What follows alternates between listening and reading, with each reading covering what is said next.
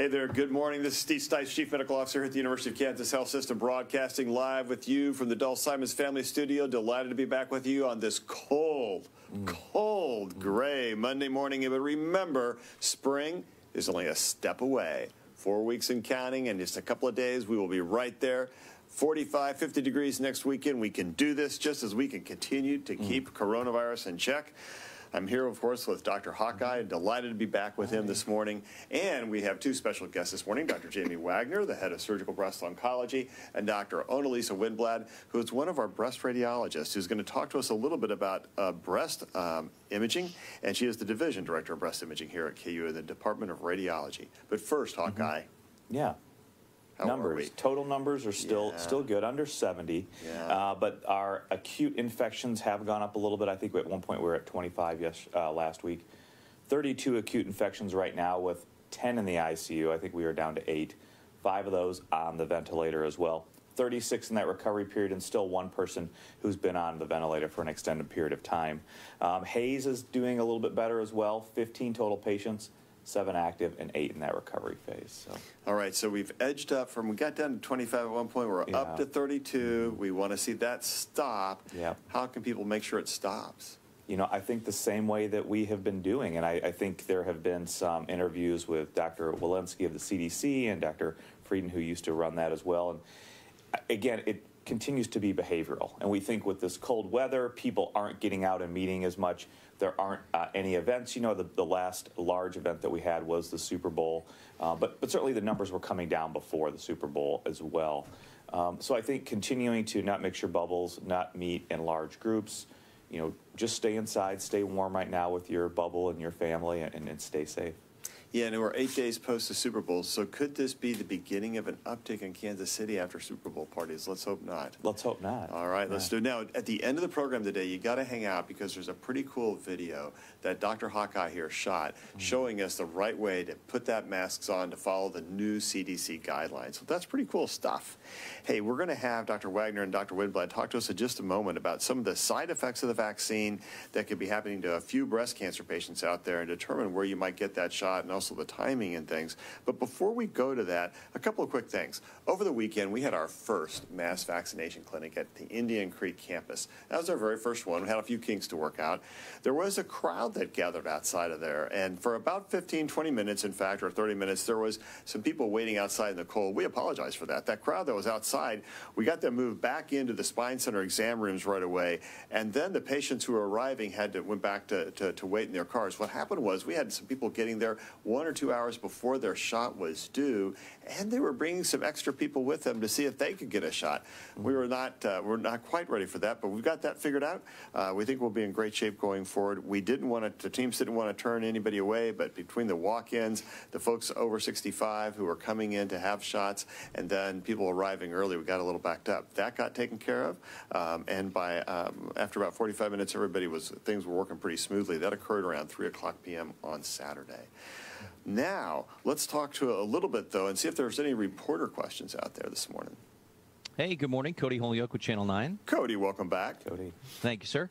A number of outlets are reporting a new study pointing to 7 variants in the U.S. I know that I looked into it. I know this hasn't been peer-reviewed yet, but it's making the rounds online, so I figured I'd ask. What should people take away from this? I know that they believe it started, some of these were detected in Louisiana. I just know that it's making headlines, so I figured I'd ask. You bet. Great question. What we know, Hawk, is that coronavirus shifts all the time. If you are a Trekkie, you'll know it's a shapeshifter, Cody. But the reality is that coronavirus shifts all the time, and all its different forms. So the common cold coronavirus shifts its form all the time. And so it's not a surprise that a spike protein coronavirus is starting to shift its form, because when it gets into patients and it goes into your body, it mutates pretty rapidly from one to another. So there's probably more than 7 variants out there. The question isn't, are there variants? How well do they respond? Do they have that spike protein that the vaccine is geared to, Hawk? Yeah, you know, and we talked about this as well. That's why the CDC has kind of gone away, and people are going away from saying the UK variant and the South Africa variant, because we don't know where those variants popped up. Where they started, that's where they were discovered, that's where they were found. But the same thing for the U.S. And we even said, well, we know that there's those 3 variants that get a lot of the press, you know, the Brazil, the UK, the South African. what have you. But are there only 3 variants that are circulating in the world like that? No, there probably are others. We just haven't been able to identify. Now, this study, this preprint, does show identification of 7 different variants, but that have one key critical mutation or amino acid substitution in that spike area. So it is not unheard of. We anticipated this, but as we are rolling out more genomic sequencing around the nation, hopefully we will be able to pick those other variants up if they do become, you know, small populations and then grow. We know that the UK B117 has seemed to increase in the population as well. These other new variants can as well. So I think we just have to stay tuned and just understand, just as Dr. Stites said, anytime you have active viral replication going on, and when that virus is replicating inside your body, that's when those mutations or those substitutions can occur. And I think that's always going to be the challenge for vaccination. So it's why it's so important that we continue to wear our masks, we continue to do the measures of social distancing, because we know that those things clearly work. We also know that the vaccine appears to really work well as in addition. And I think that will take time, but we'll be studying those variants to determine just how active the vaccine is. By and large, what I'm reading is they expect it to still be. The only one that's been a bit of a concern is the South African variant. And as I recall, the J&J vaccine and some others still showed some activity against that. Some pretty good activity, efficacy against severe disease, hospitalization, and death.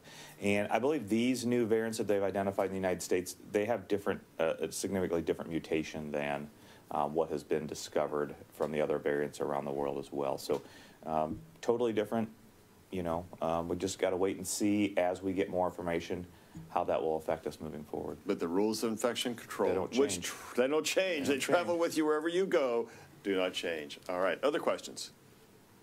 Just one more, shifting to a more positive question, we could say. Well done. There you go.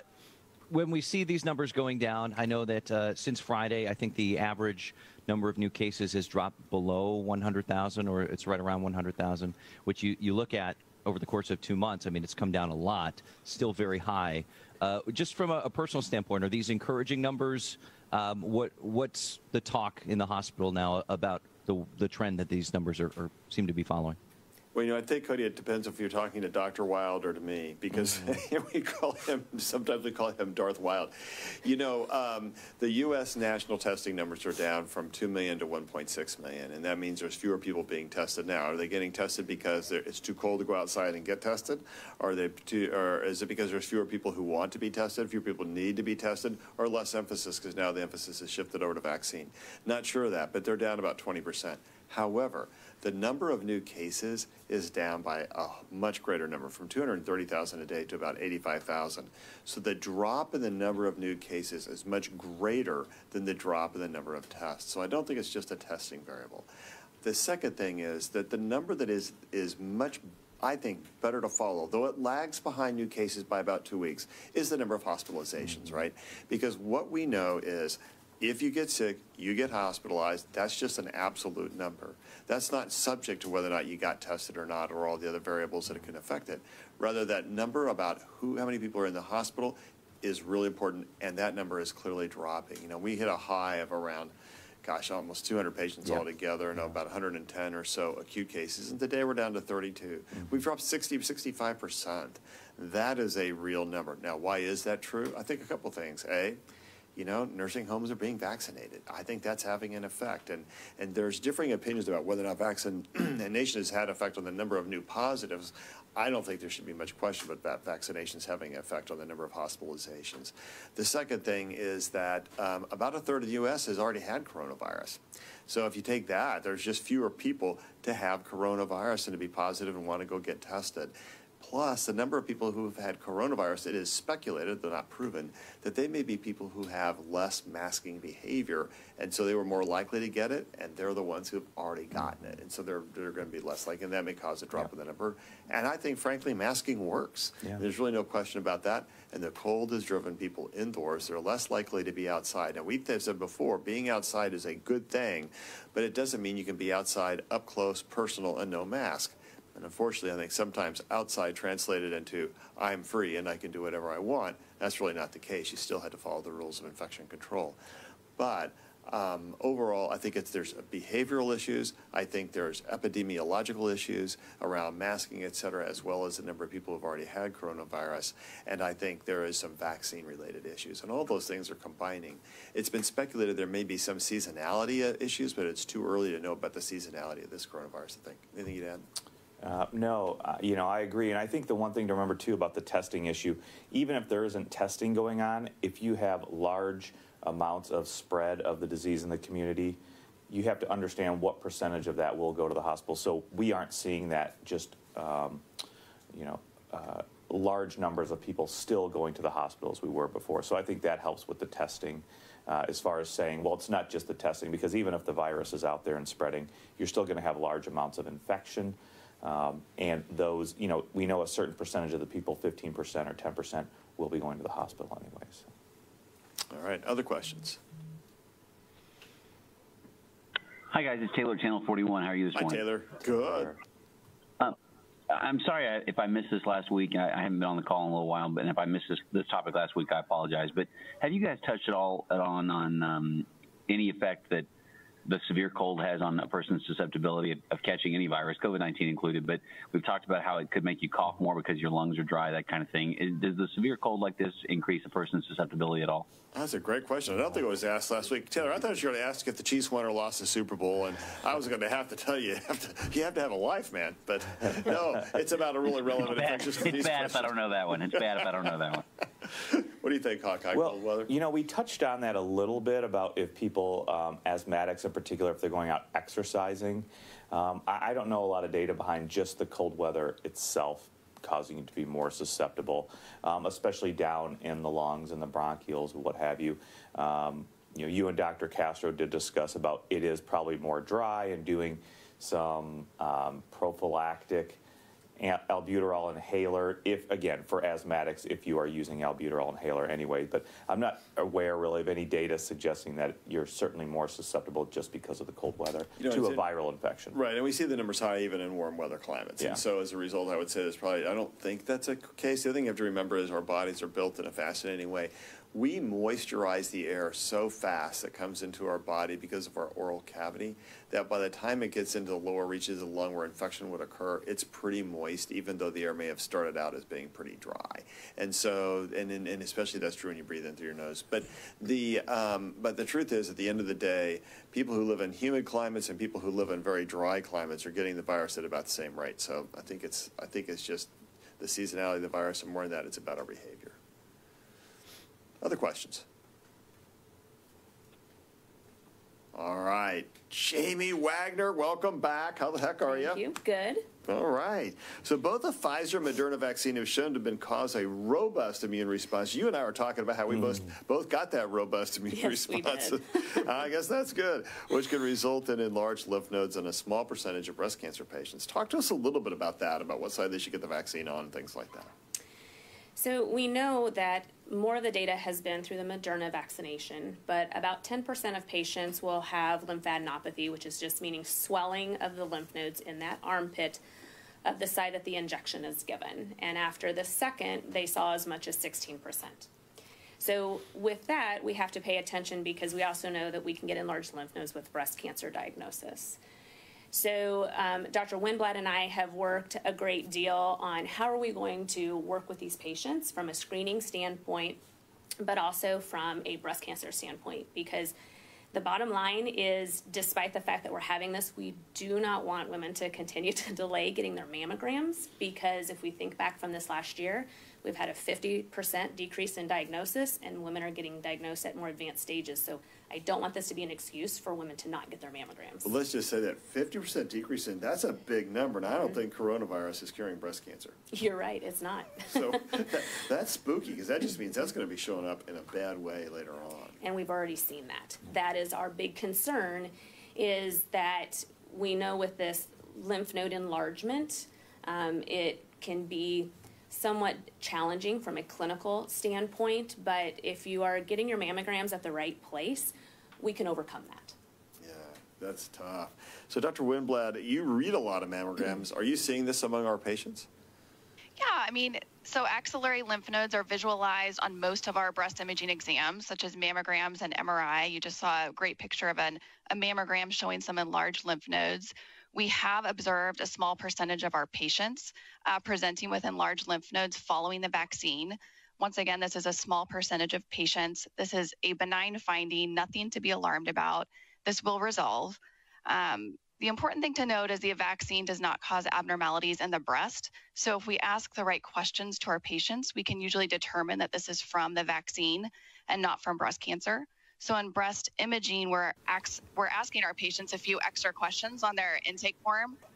We're asking if they've had either dose of the vaccine and also the laterality of the administration. We're asking which arm they had the vaccine on. It's also important to note that having the COVID vaccine does not limit our ability to find breast cancer on imaging. If we do see this, we may have to call a patient back and do some extra ultrasound imaging, a few months after their vaccine, just to make sure that the lymphadenopathy resolved. But it doesn't limit our ability to find breast cancer. We don't want women to delay breast cancer screening too long. Dr. Wagner is absolutely correct. We saw a large decrease in cancer screening exams during the pandemic, and we don't want patients to have delayed cancer diagnosis.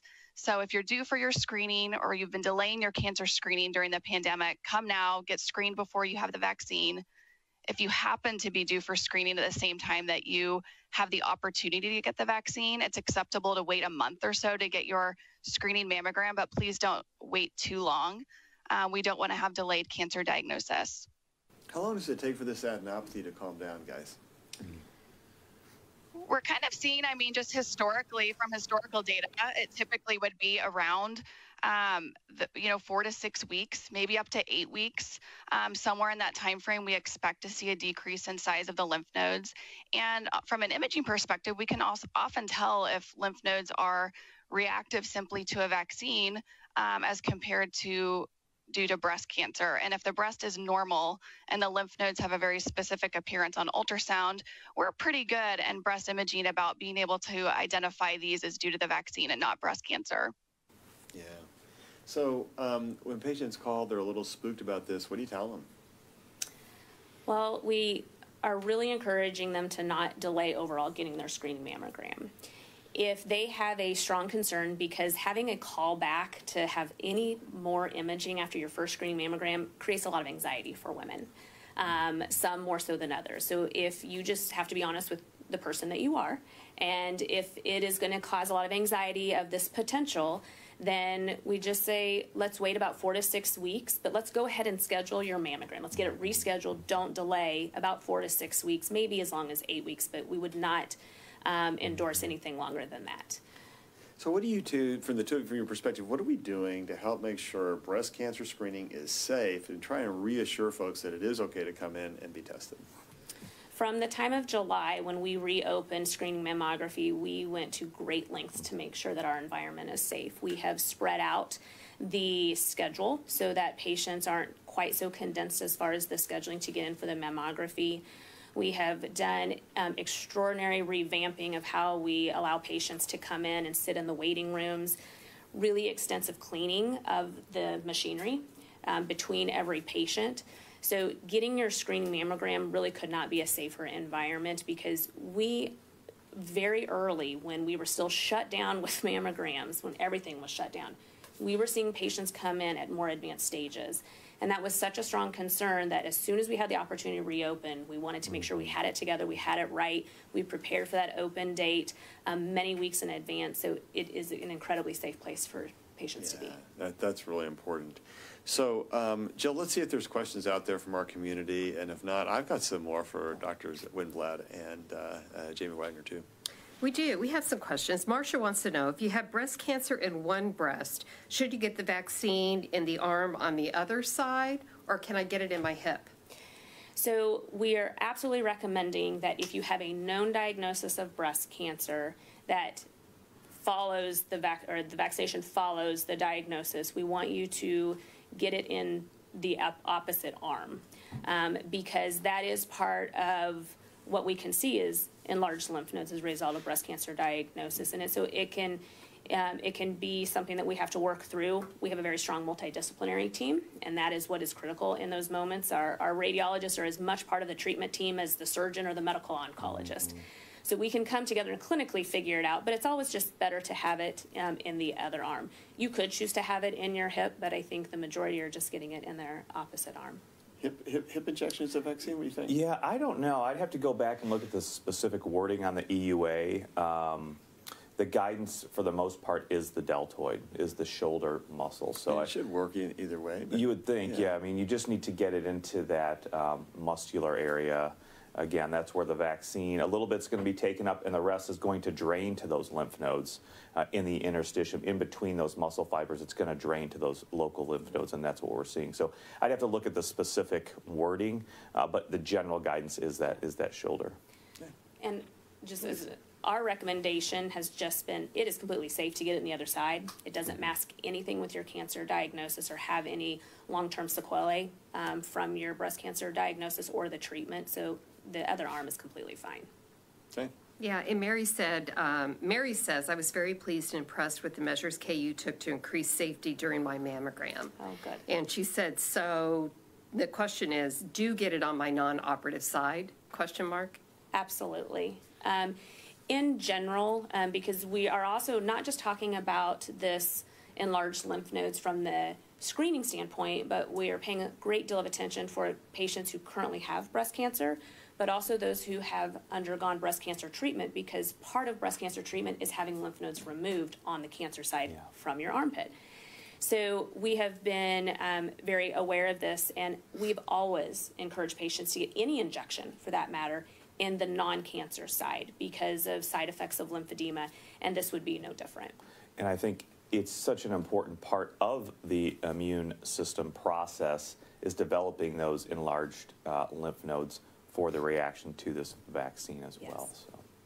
Jenny says, what if I had a double mastectomy? So if you had a double mastectomy, part of it is information I don't have, but if only one side was cancer and the other one was from a risk reduction or a prophylactic standpoint, most likely there were not lymph nodes removed on that side, and therefore it would still be completely safe to get it in that other arm. Cindy wants to know, my mom-in-law had lymphedema after breast cancer, so will my arm swell if my lymph nodes are swollen from the vaccine? Will our arms swell from lymphedema? I don't think. Like her mother-in-law. Oh, will it make your arm swell? No. So we have not seen arm swelling as a result of the response from the vaccine. That process, and this is just a very short, transient process of this lymph node swelling specific to the vaccine, which is a very different process than how we end up having lymphedema, which is a chronic progressive potential problem as a result of lymph node removal. Just a little bit of a different physiologic process, and so you wouldn't expect that. Dr. Winblad, when you look at the mammogram or ultrasound, can you tell a difference between a lymph node that has cancer or a lymph node that's been a result of vaccination? So not always, but there are features in lymph nodes, especially that we can see on ultrasound, that are a little bit more characteristic for reactive lymphadenopathy or enlarged lymph nodes related to an infection or a vaccine or something of that nature.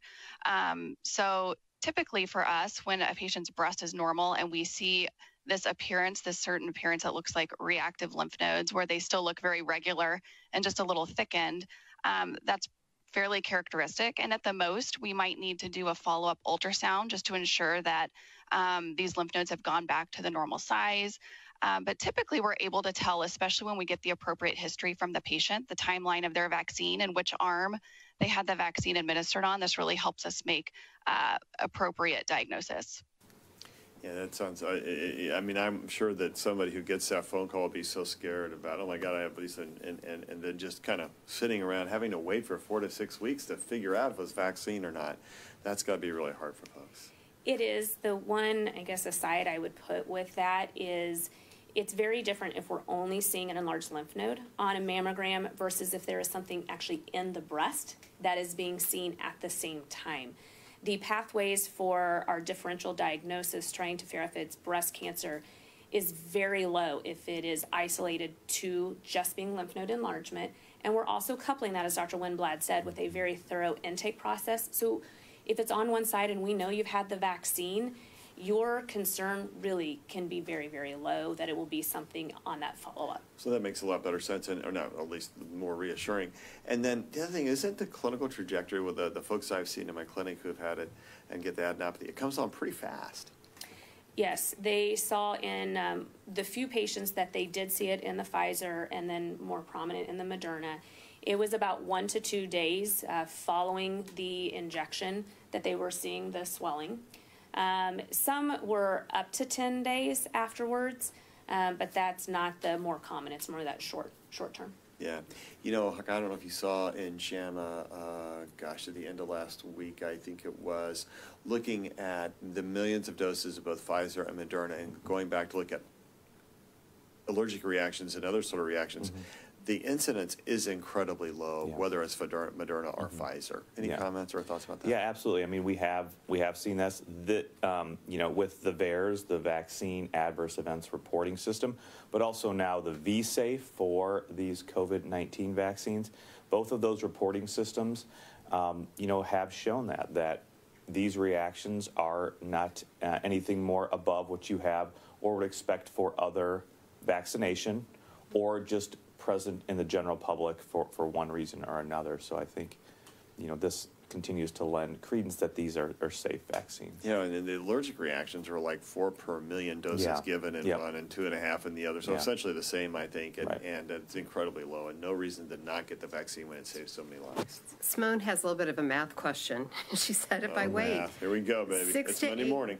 If I wait 6 to 8 weeks after my mammogram and the shot takes 6 weeks after the second dose, that could delay a mammogram by 12 weeks. What impact would that have on a cancer diagnosis? That's a great question.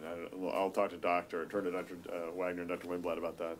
So I just want to also make sure I'm completely understanding the question. So if you get your first shot, the mammogram was already delayed? Is that the question? No, if I get my shot, I haven't had my annual mammogram. I get my shot. I have to wait 6 or 8 weeks after the shot. Well, you wait 4 weeks for your first shot, then another 6 to 8 weeks. That could be 10 to 12 weeks. So you hadn't get a mammogram yet.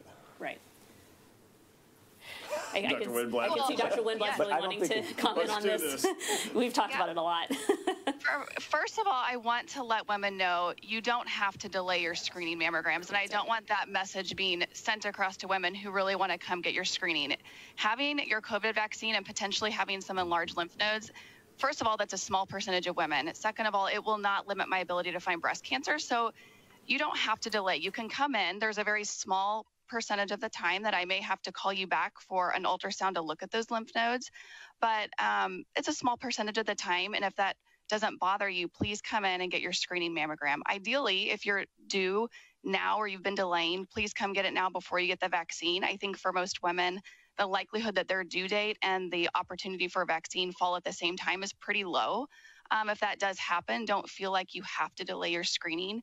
Some women may want to delay for a month or two, and if you're entirely asymptomatic and low risk, that may not be a huge deal.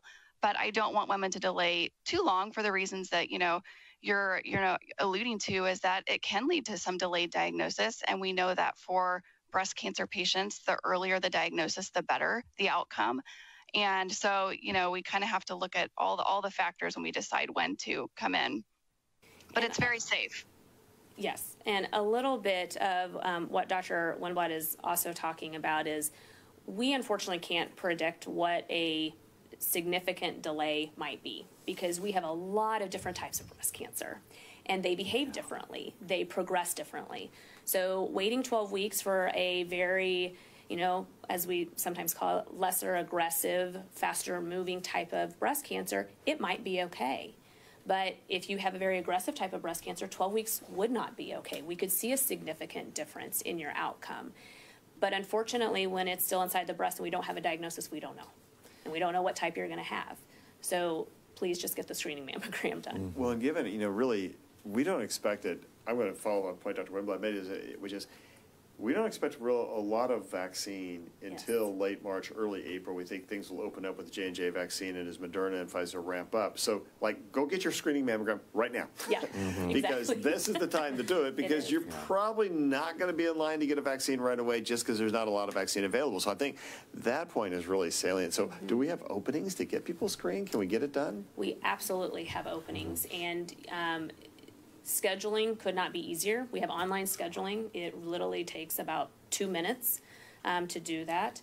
Not only during normal business hours, we have nights and weekends times. We could not have made this more convenient and safer for women to get screening mammograms. All right, and Dr. Winblad, I think you're going to probably echo the same thing. It's easy to get done, and we have different locations where we can do it. Absolutely. We have 3 locations, evening and weekend opportunities for screening, and schedule online. And you know, obviously I'm sounding a little pro-KU, but the truth is, whether you get it here or you get it anywhere, just go get it done, because we're all, you know, you're going to get a good read, you're going to get the mammogram done. Be safe, don't be sorry, get your mammogram, then go get your vaccine, especially come April. Okay, Adrienne wants to know, how long does this lymph node swelling last that's caused by the vaccine? Is it just 8 weeks? It has seen on an average of about 12 to 14 days is when a lot of it is starting to resolve. It has been as long as 4 to 6 weeks in some. It's unfortunately, we're still early in this process, and that's variable. And there's not been a lot of data because, to be very honest with you, when the original studies that were being done on the Moderna even showing lymphadenopathy, that women weren't following with mammograms. And so what that true resolution, feeling it versus what we can see on a mammogram, we don't know that. All right. So, and Hawkeye, from your standpoint, as far as the adenopathy goes, just in general, whether you have it in your up here in your neck or down in your arm or wherever the lymph node is draining, you think that's about right? About 2 to 4 weeks afterwards, you ought to be I mean, pretty it should resolve in quickly, like you said. Majority are 12 to 14 days probably afterward. So it shouldn't be going on that long. Certainly nothing that you can appreciate, even if you were trying to do an exam on yourself, looking for lymphadenopathy, you probably wouldn't be able to appreciate much. Melinda, we have some just regular COVID questions today. Melinda wants to know, what do you think about rapid at-home testing for COVID-19? All right, coming, we hope, and with some degree of certainty, maybe this summer, I hear. Yeah, I mean, I think they have 1 or 2 that have emergency use authorization. Yep. If you can get it, I don't think there's any guidance really on how often you do it. Do you do it once a day? Do you do it once every other day? Are you just doing it for symptomatic issues? Are you having a cough or fever or something of that nature? Hopefully it will be rolled out. It will be more accessible, and if people are doing it and they're positive, they stay home. But we have to understand these tests are probably still not going to be the gold standard PCR test. So there is the chance for false negatives and false positives. But right now they're not rolled out to the general population. But it's something, it is one more piece that we can use to help prevent the spread of disease, especially if you know at home that it's a positive test. More than likely it's a true positive, but there's always that chance it's a false positive as well. Then hopefully you will stay inside, or at least stay inside and isolate until you can get a confirmatory PCR test. Staying out of the public to reduce the spread of the disease overall. And just to say, it's not inexpensive so far, and I don't know how readily accessible it is. I honestly haven't gone down to CVS to find out, or Walgreens to see, but I think that they are coming. I read that they'd be more and better supplied this summer. Yeah. I think it could become, as long as it's priced reasonably, a good step in our armamentarium and how we battle COVID to try and get it under control, drop the R0 down to a point where transmission is a much less common event, and that's when we can really feel safe about how we can get back towards a normal. Ruthie wants to know, how rare is reinfection of COVID-19? Yeah, it's really rare, Hawk. It does happen. We just read about one today. Or over the weekend, there was a gentleman who I think it was in France, who got a second infection, this time with the B134 or 135 South African one, and became much more sick with that one and is critically ill. But that's the exception, I think. Yeah, right now, I think the CDC still says it's rare. Infrequent. We know that there have been at least 3 documented cases in Israel, I believe, of people who've been vaccinated and now have gotten infected with B1351 out of South Africa as well. So things are changing. The viral dynamics are changing. The new variants are adding a new wrinkle to this.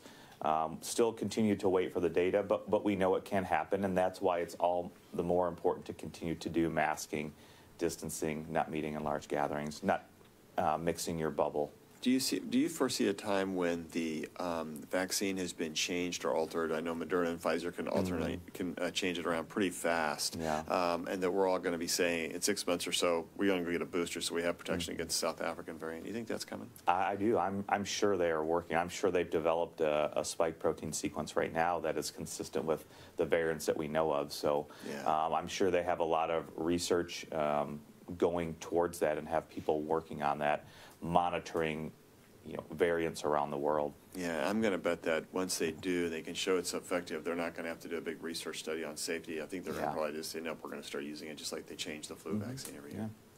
Stephanie wants to know, can you have a stroke from the COVID vaccine? Well, we know you can have stroke from live COVID infection. Yes. I haven't seen any reports of that. Of CVA, cardiovascular accident, stroke. I haven't seen any reports of that from the vaccine itself. But we know from COVID-19, because of the direct viral damage, but also the collateral damage that your immune system can do, you can have changes in your blood vessels that allow you to have blood clots. And that's what happens in these types of stroke, is blood clots in the brain. So we certainly know that can happen with true infection, but I haven't seen any reports from vaccination. I've not seen that either. And when they do submit their EUA, all the data's out there. You can go and examine it and take a look at it. It's free public information. And what I can say is there have been 440,000, whatever the number high, deaths from COVID-19 here in the United States, and 0 deaths from vaccination in the United States. And so I don't think we have to be concerned about that. I think that there will always be people who have a vaccine, whether it's COVID, influenza, anything, and then later have medical problems. The vaccine doesn't prevent medical problems from occurring. And so the natural incidence of how often there will be a stroke or a heart attack or cancer or breast cancer in the U.S. population will continue to occur. As we said a moment ago, unfortunately, neither the vaccine nor coronavirus are preventative of those. In fact, we know the coronavirus causes stickiness inside your body, and as a result, you're much more likely to have strokes and heart attacks, kidney disease, liver disease, and problems as a result of COVID than you are from the vaccine. And again, it's not close. Shannon has a question. She got her first dose of the vaccine on February 5th. She said the side effects hit hard on the first one because it turns out I already had COVID-19. Symptoms in the infection showed up 2 days after the vaccine. I'm due for the second vaccine on March 5th. There are talks of a person only needing one vaccine if previously infected. They also say not to vaccinate until after 90 days after the infection. I'm not sure how to proceed. What should I do? Hawkeye, I'm glad you're here. Yeah, I think there's some misunderstanding there. Get your vaccine as you are slated to do. There are trials going on with one vaccine dose, but that is not Moderna and Pfizer. Their trials, their information is from 2 vaccine doses. So if you got Moderna or Pfizer, go back and get your second dose. You don't have to wait 90 days.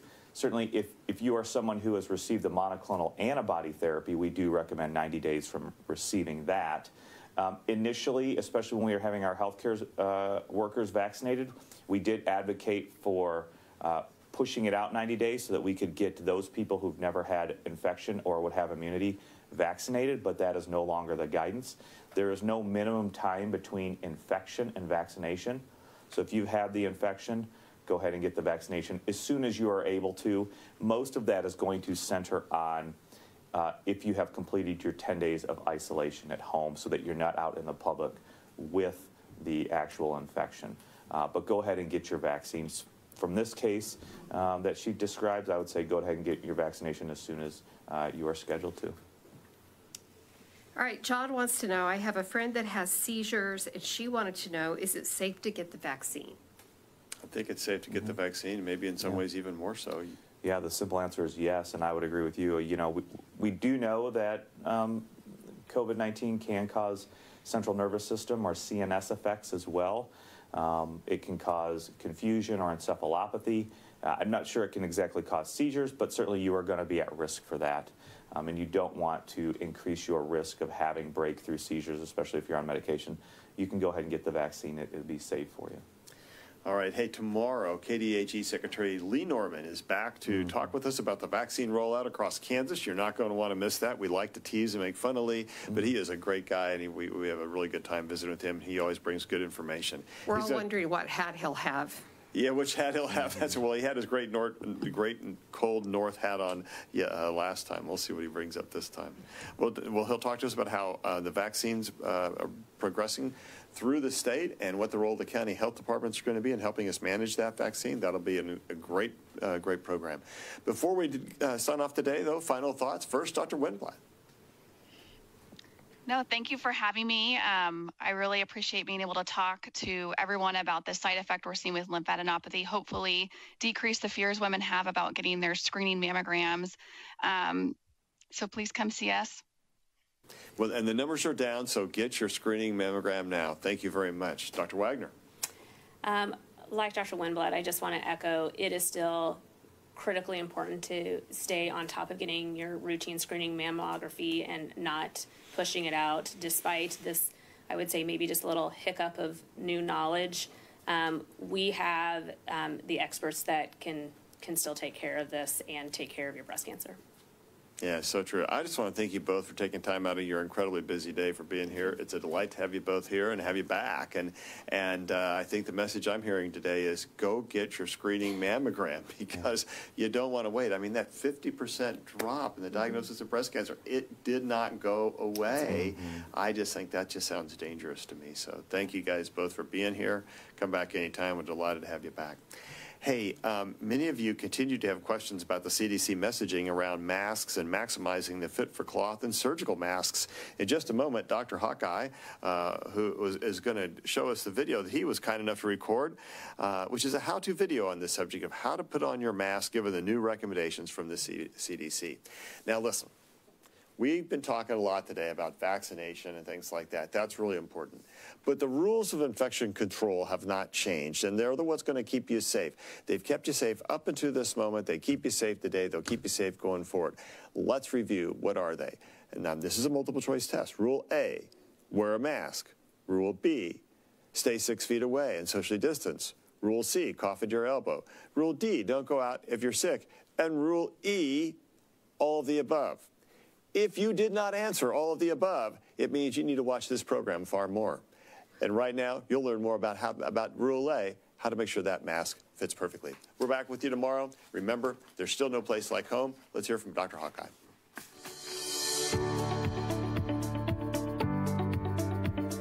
So the CDC guidance is not to double mask. Their new guidance is that improved fit will help reduce the risk of catching coronavirus and help reduce the spread. Currently on the CDC website, they do have that it is important to make sure that you improve the fit of your mask as much as possible. And you can do that by tying the mask or improving the fit of the surgical mask. So first I want to make sure that I have my hand sanitized with alcohol gel. And the easiest way to do it is to just pick it up before you place it on your face. At that point in time, you just fold it in half. So it's kind of folded like a hot dog bun. Next, you work towards tying the loops. And the easiest way to do this is to do it by 2 finger breaths, tying the loop around. And you really want to try to get it as close to the mask as possible. But as you can see, we've just tied a simple little knot. Now to the other side. The next step is to kind of get it to form to your face initially. And that is by using the nose and the metal band, and then also pulling it down around your chin. So obviously you can see here there is still some gaps. The last part is trying to fold in those open gaps, fold it in around your face, so that you can reduce the amount of open space around the mask and the face as much as possible. And once you do that, you should have as little amount of gap as possible. Again, this is all to improve the fit, to improve any open air exchange. If you are expressing the disease or the droplets out into the community, or if you are inhaling as well, this will help.